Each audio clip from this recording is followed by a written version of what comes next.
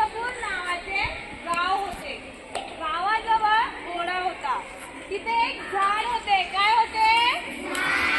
झाड होते. तिथं काय होते? झाडाचे नाव होते वडेश. उंच उंच वाढला होता. कसा वाढला होता? हा, जणू काही आभाळाला भिडला होता. आभाळ कुठे? आभाळ कुठे?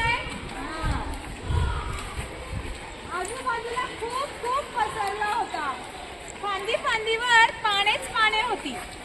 पाने हिरवीगार होती. पाने कशी आहेत? झाडाखाली थंडगार सावलीत बसायला फारच मजा यायची. झाडावर चिमणी, कावळा, खारुताई, मैना, राघू राहायचे. किलबिल करत बोलायचे. गोड गोड गाणी गायचे. वडेशला पाखरांची भाषा समजायची. तो कानांची सळसळ करून बोलायचा आणि खडखड करून रागवायचा. पाखरांना पिले होती. कोण होती पाखरांना? चिमणीचे पिलू होते. पिलू काय? कोणतं पिलू होतं चिमणीचं? कावळीचे पिलू होते कानू. आणि पोपटाचे पिलू होते पिनू. पिले लपाछपी खेळत. काय खेळायची पिलं?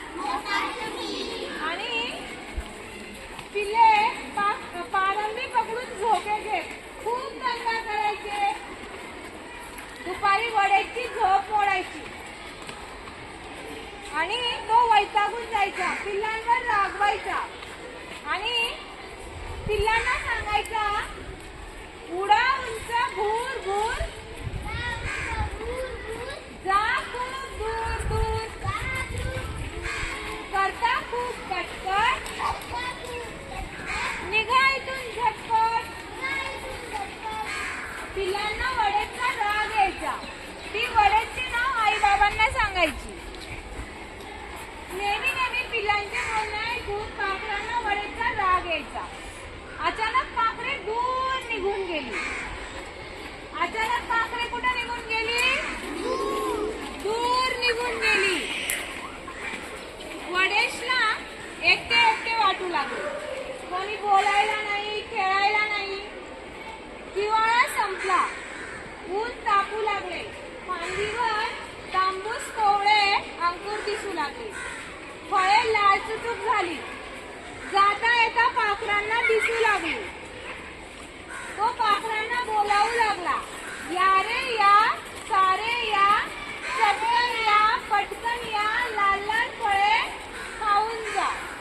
पाखरे बोलू लागली, येतो येतो पटकन, हसत नाचत चटकन येतो, गाणी गात येतो, लाल लाल फळे खातो. पाखरे बरेच